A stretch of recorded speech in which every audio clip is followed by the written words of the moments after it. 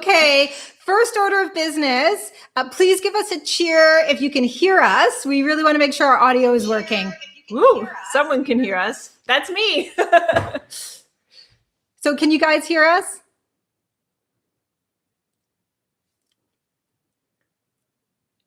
All right. Okay, that's great. All right. So a big hello to all of you. So we're here in Saranda. We're in the Albanian Riviera, which is so exciting. We're so happy to be here. We actually didn't expect to be here at this time of year. We were coming up with great places to be in November. Where could we possibly go? And we actually were thinking of North Macedonia for some reason. Well, it's sort of in the neighborhood of Albania. And then we checked the weather and we discovered it's a little colder there than it is in a place like the beautiful Albanian Riviera. Absolutely. So welcome to our apartment. We're so happy we could host you here. It's actually well past sunset for us here on the Albanian Riviera. So that's why we have this lovely lighting that we have. So good morning to all of you. Good morning. Yes, so great to have so many of you joining us. I see a lot of familiar names. Eva, nice to see you. Gerard, all these people from different places. We have like Washington, West Virginia. We've got the UK. Thank you so much, all of you, for joining us. So just a very quick poll. How many of you had heard of Saranda before we put out our most recent video? Love to see if it was new to people or if you're very familiar with this part of the world. I see here Tony actually was working in Albania from 2016 to 2020. So he probably has heard of it, but he says he's loving our content from Albania. So thanks so much for that. So just a quick note, we are taking a little bit of a risk with this live stream. So far our internet has been pretty good, but you never know when it could go out. It can be a little dodgy sometimes. So if we suddenly disappear, you know the reason why. All right. So just thinking back, the last time that we did a live stream, it was in July.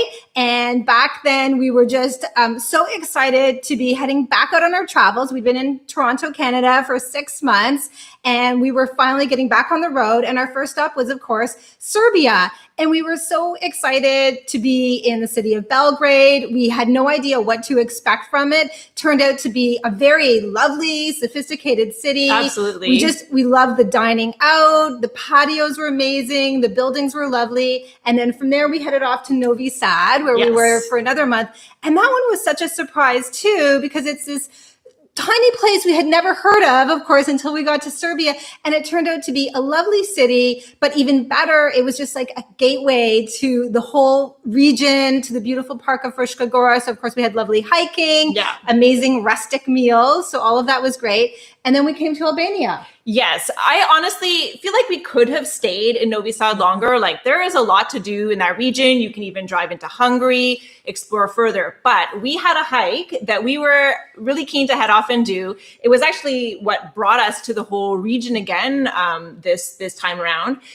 So we were in northern Albania. Do I get into all this now? Okay. Sure, yeah. Yeah, so we started off in the north of Albania. We did this beautiful hike, incredible scenery.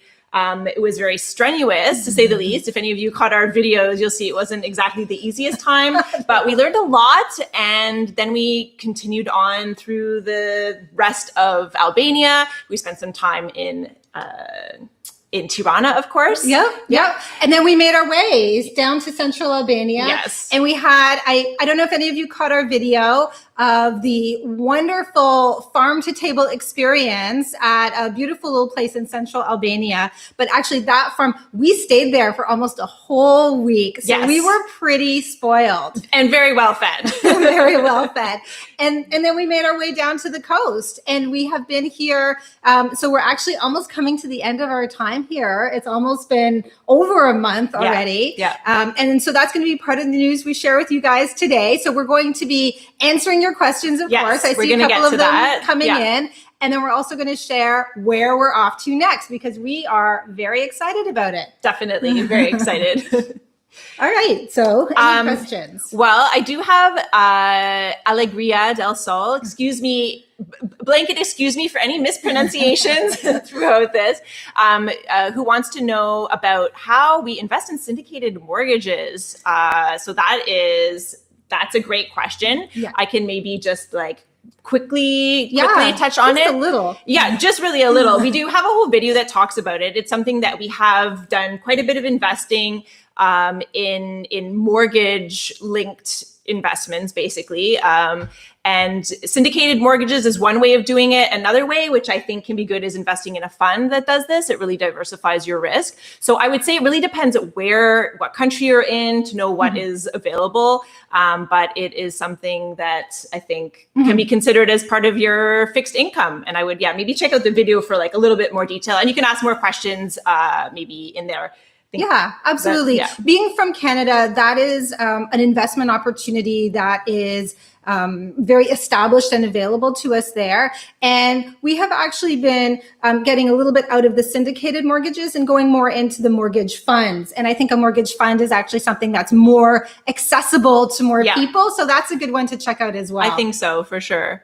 And as well, a question about, as Canadians, where and how do we pay our taxes? Wherever they are due. Wherever they are due, absolutely. And at present, we are tax residents of Canada. So that is where we pay our taxes. That's right. Yeah. We, I think many of you know, we used to live in Singapore. And for the period that we lived in Singapore, we were not residents of Canada. So we cut our residency ties so we could take advantage of the low tax climate that was available to us in Singapore. But since leaving Singapore, we have gotten our tax residency back in Canada. So that's where we'll be paying as we move forward. Yes.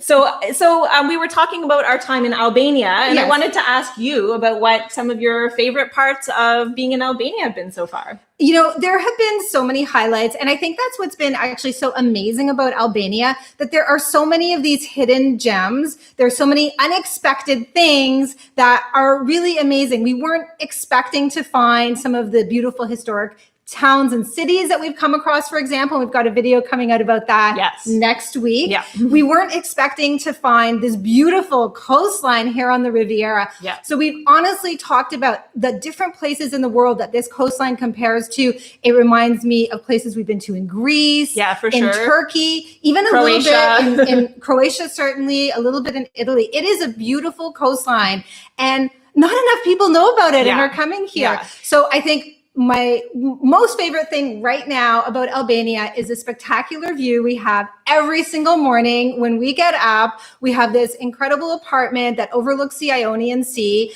And if you haven't seen our first day video, it definitely shows you the view. And I can tell you, I mean, I'm just not getting sick of it, you know, spending time out there. And the weather's been nice enough. We can kind of wander in and out. You know, it's been indoor, fantastic. outdoor living. Yes, yeah, definitely loving it.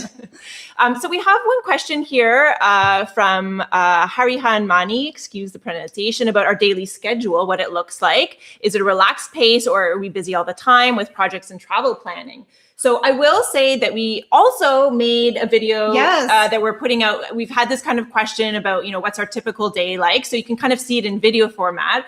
But definitely, just to answer you, I think we have a balance. I mean, definitely, it's less frantic than when we were working. Yes. But we do like to get up, you know, get going in the morning. We have our yoga in the morning and get on with things. And we always have like a plan for the day, what we're going to do, and a mix of getting stuff done and seeing the sights and just enjoying life. So we usually take, I'll add the structure to that. So we usually take each week and we assign a few days to work on our creative project, which is absolutely a passion project. So coming up with videos for you guys and answering your comments and just being involved in social media is very rewarding for us. We love it. Then the rest of the week, it's all about kind of playing tourists. So we love to have excursions. We try to figure out what are the great places in town, or in the case of Saranda, out of town, that we can be going to. So that really kind of rounds out the experience. And then underneath all of that, we like to have some real regular routines, because that just keeps us grounded, especially because, you know, each month we're moving to a new place. So it's really good to have something really regular in your life that provides a sense of stability. So the yoga that Gillian mentioned, walks with the dogs, cooking meals, just doing all that regular stuff. Yeah, for sure. And then it adds up to a whole month, and then we're off to the next place. Yes. You know, that relates a bit to another question here from Aaron about how we feel settled when we move every 30 days. How do we make each place feel like home? So, you know, definitely having those routines that we carry with us help give us that feeling, as well the fact that we're staying for a longer period of time. If we're moving more often than a month, it is hard to make a new place feel like home. I think the duration that we're staying definitely helps a little bit. Yeah, it really does help. I do feel quite settled in. After a month, I kind of get a little bit ready for the next destination, because we are travelers. We're adventurers, explorers. We want to get out there and see what the next destination has to offer. But if we stay in places a shorter amount of time, which we did a little bit in Albania. So as we hopped through central Albania, making our way to the coast, we had a night here, a night there. And I was kind of like, hey, Gillian, I wouldn't mind getting our settled. Apartment and really settling in, because that just, again, feeling like you have a home to come back to it's really good. Yeah. We do enjoy having a base with a lot of things around that we can explore. That's right. And that way we kind of get the best of both worlds. So is it time to get into our winter plans? Okay. So we have received a lot of questions, not just about where we're going, but also how we plan our destinations. So we wanted to share a little bit of our criteria with you.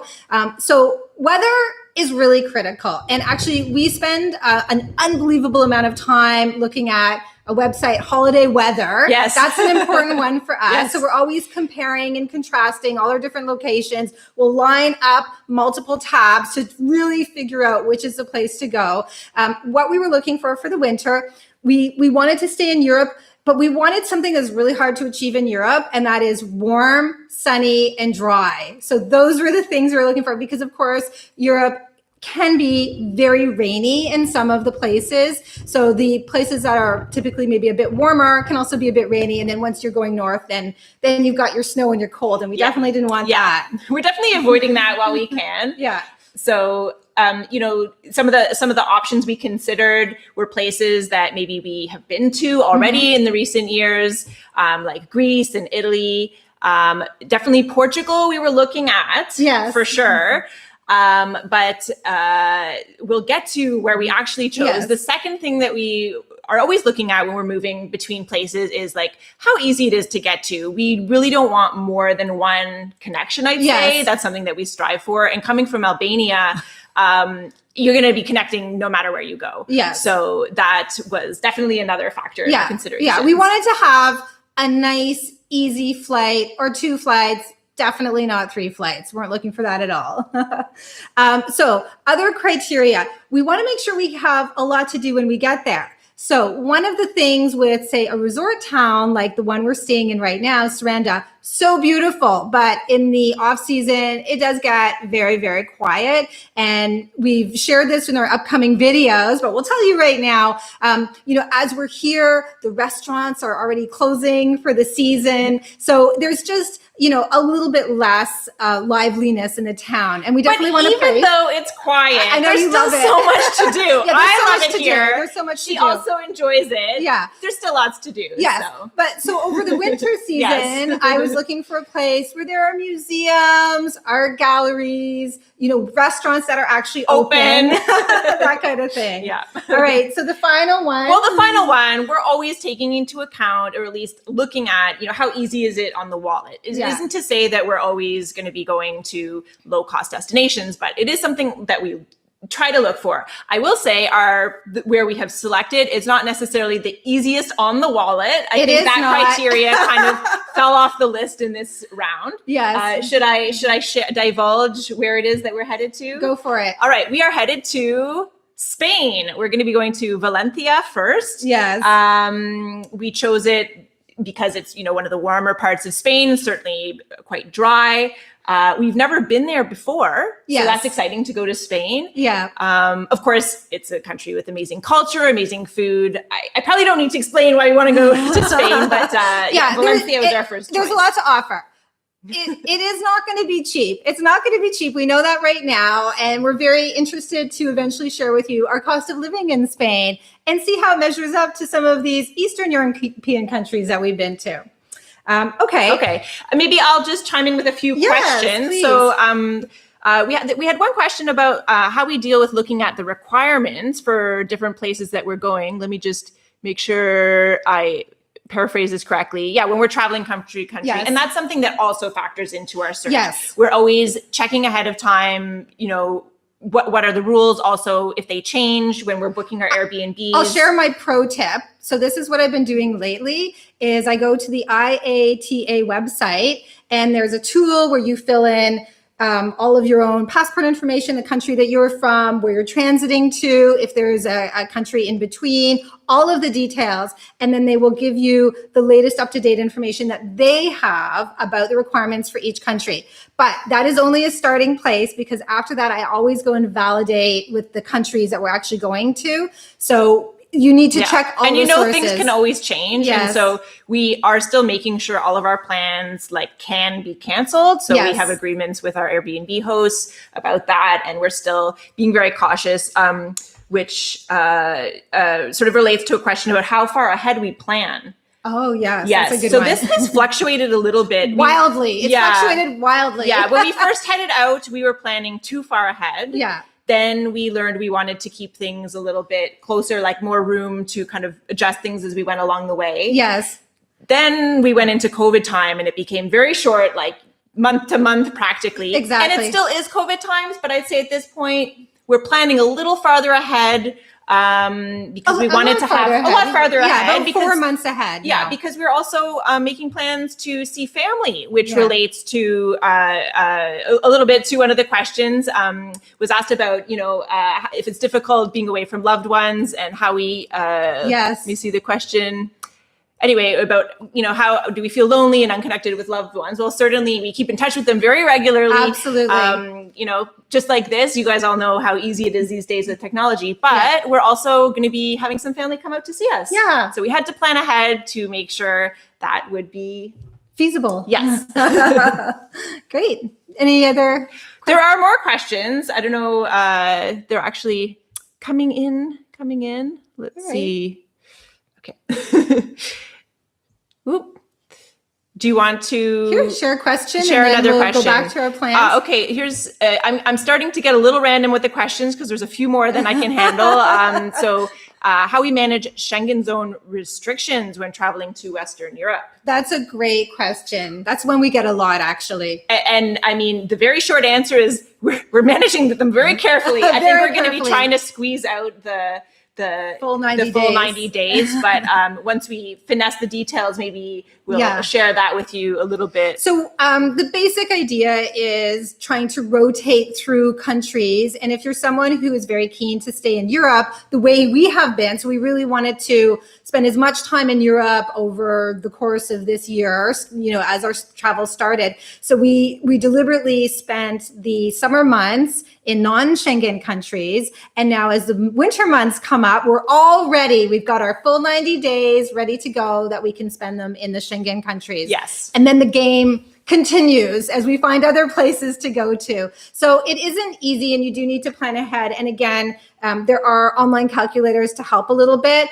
Definitely there's a need to be very careful especially if you're working with the exact 90 days, you really want to make sure your flights. Because your travel in day and your travel out day both count too. So if you actually leave the zone, in a way you kind of lose a day. Yeah. But anyway, there are so many other places to travel other than the Schengen zone. So we're happy for that. We did have a question about whether we have plans to go to South America in the future. And I would say the answer is yes. We don't have specific plans, specific dates. Yeah. We mentioned in our criteria about as much as possible trying to move slowly through areas and really cover areas. Yes. So with the exception of kind of going back to Canada, that's been kind of the theme. But yeah, there's so many places in the world that we want to explore, and definitely South America is on that list. Absolutely.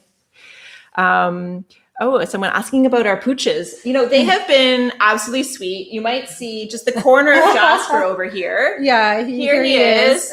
He's sleepy. He's like, okay, it's bedtime over here.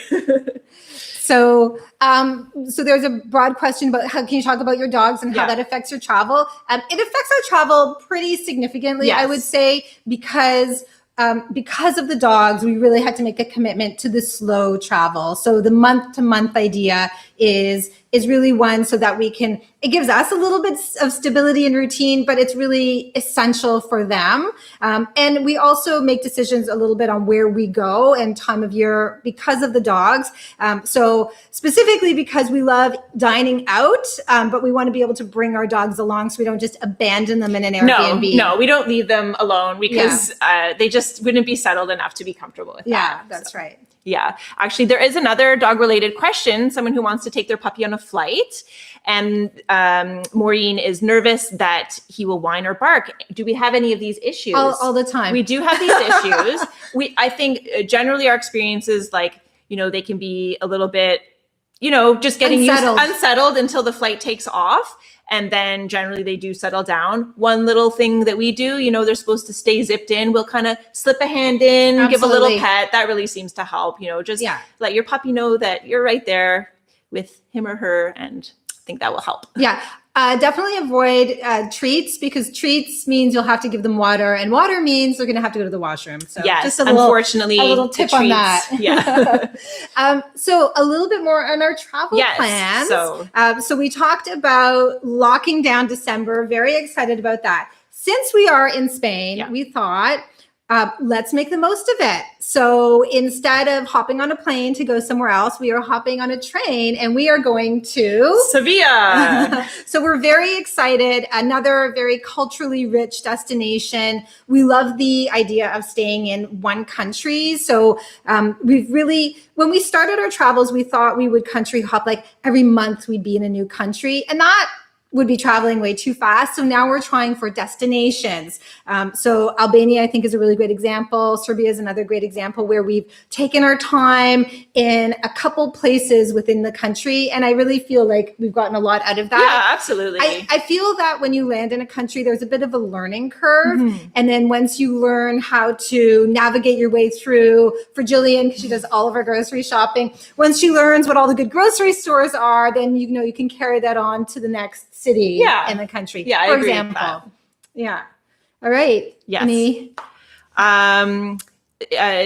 Okay. Holly is curious. To date, what has been your favorite city? Go. What would you say? Gosh. This is an impossible question.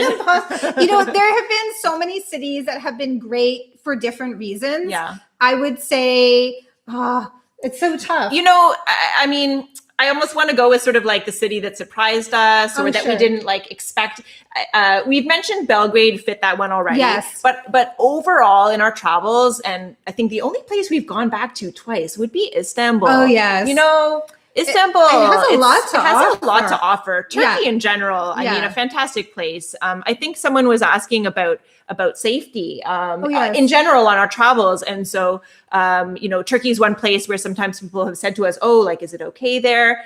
On our travels, I think the question was, have we had any safety issues or concerns? We haven't. Yeah. I think that things can happen when you're traveling, pickpocketing, different things. We actually haven't encountered those so far, even.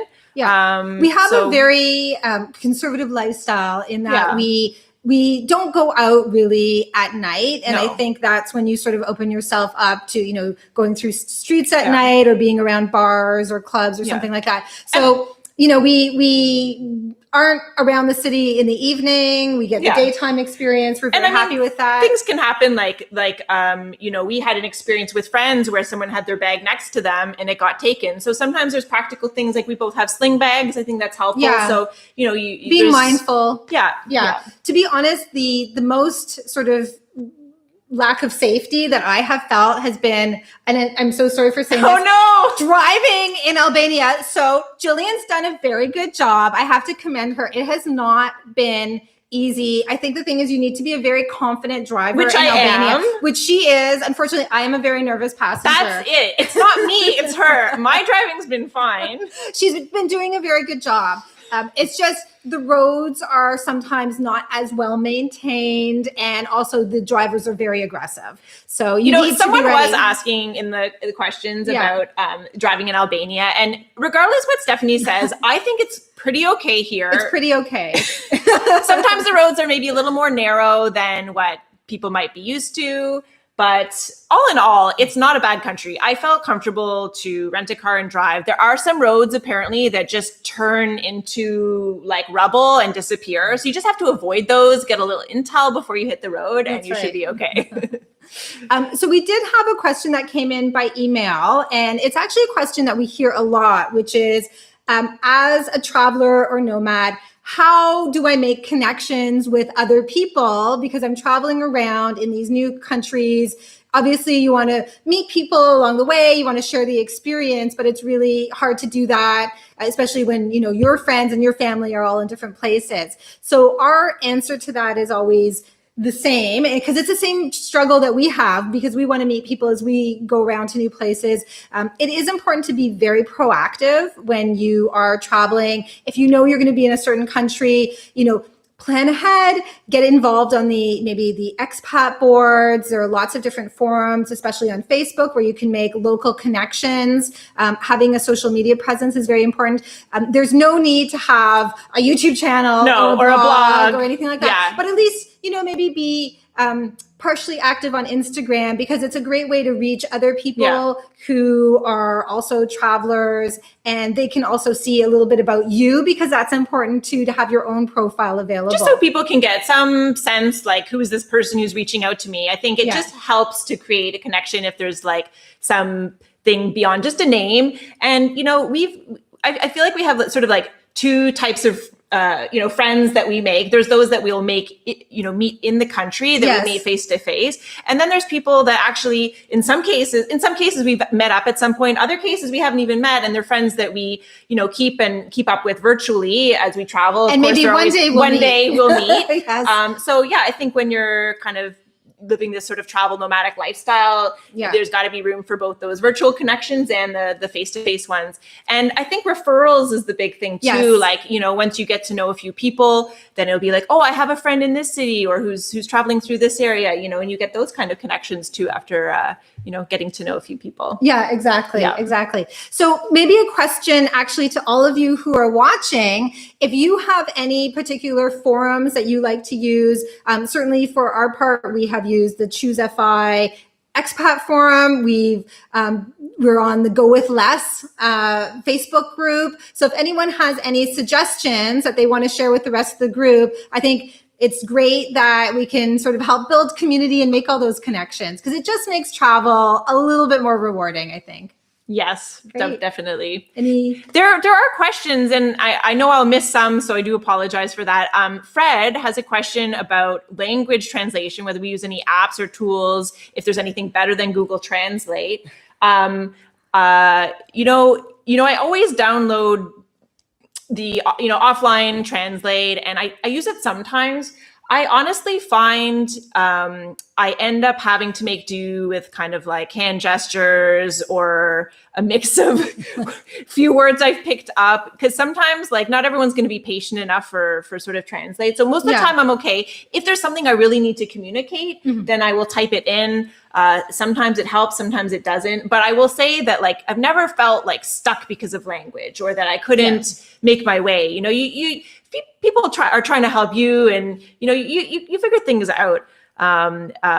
In fact, you've had some good experiences with that. So Gillian is our primary language expert. She's the one who bothers to go in and try to figure out all the keywords, because she's doing a lot of the grocery shopping, and that's where you have the interactions. And I'm very contented to like try to learn a few words from her and maybe get them, maybe not. It's okay. I don't have a gift for it. All right. When person's mentioning about To Go Roam, it's great. I think they've definitely got, and we're friends of theirs as well. Another way to meet people as well, I think. Yeah. Absolutely. Great. Yes. All right. Well, that actually brings us to the end of our news now. So if there are any other questions, we can take them. Yes. Give me just a brief moment to skim through. There were some questions about like lifestyle, like if we see ourselves ever setting up a base or places we rotate through, or that kind of thing. Like if this is going to be full-time TBD. TBD. That's what we always say. Yeah. We feel like we're traveling to, see what kind of place in the world could be a home base one day, but we're very much not ready to settle yet. It's just the travel is so exciting. And to be honest, the last couple of years, it was so difficult with COVID and it was put on hold a couple times that we're just really excited to be certainly traveling for the next few years, I would say. Definitely. Yeah. Yeah. So this is a perfect time to give you guys a little heads up about some of the content that we have coming up. So we've got a batch of stuff coming to you from our home base here in Saranda. So next week, we are going on another road trip. So there is this beautiful, it's like a fairy tale city that's just tucked away in the mountains of Albania. Actually, they're just so many mountains here. It's just beautiful. So beautiful here. Yeah. So if you want to see what Gillian is like driving under some real pressure, you should check that video out next week. And you can let us know whether you think I did a good job and she's just being a little bit anxious driver, or whether she's got a point. Maybe a bit of both. And then the next week after that, we have another video, which I think we just mentioned to you, and it's going to be sharing a regular day in the life. So we asked you guys on our YouTube community board what kind of content you wanted to see, and overwhelmingly, you wanted to see what does a day of a slow traveler look like. So that's what we're going to be sharing with you from the time that we're up in the morning all the way through the end of the day. We're going to be sharing a little bit about cooking because we know that's been a big question. We're going to go on an excursion, obviously, because it's us. There's going to be an amazing meal involved and lots of other exciting stuff. So you'll let us know when you see that video if you want more of that kind of thing in the future. Should I just do a real quick rapid fire? Because there's like a few questions that I feel like we could just try and do. Rachel's asking about our phone plans. We have this company called FlexiRoam. We use theirs and we found them to be very good. We buy global data. Cheap. It is so cheap. It's cheaper than Google Fi, especially if you don't use very much. It's quite reasonable. Very reasonable. So that is a good one to look into. FlexiRoam. Favorite places in the Balkans? Well, I mean, everywhere we've been, more or less. Yeah. And we'll continue to explore. What a great part of the world. It's really interesting. There's a lot here, and we are definitely coming back to this part of the world because there are a number of countries that we haven't even gotten into yet. Yes. Okay, keeping going rapid fire, we have a question about best healthcare insurance plan that works across countries. I can't tell you which one's the best. I can tell you which one we have used. Currently, we're using Cigna Global. There's a number of companies that have these global plans. Hot tip, if you aren't planning to be in the US, you can exclude it and save half. So we do have a video about insurance. You can check that out if you want any more info. Do we find travel days to be exciting or stressful? Oh, they are so stressful. Are they sometimes exciting? It's exciting. It's always exciting. There's no better feeling for me than if we're taking a plane to just like be approaching the country and knowing that there's so much excitement ahead of us. But all the activity like leading up to it, I think also traveling with two dogs makes it a little bit more difficult. Yeah, it adds to the stress. It adds to the stress. For sure. But the arrival is always just so amazing. And then, when you're heading to our new Airbnb and we're seeing the city for the first time, I love it. It's Definitely. So great. So thanks so much, guys, for coming out. I know we've missed a few questions. You can always ask anytime, any questions, and we'll, get back to you. This has been great. It's so wonderful. We do hope to do more live streams. We've had some unreliable internet through this part of the world, but definitely if you enjoyed it, let us know. And we will be sure to come share with you more through this format. And otherwise, we're going to see you on next Sunday with our video about Geocaster. Yes. All right. See you then. Bye.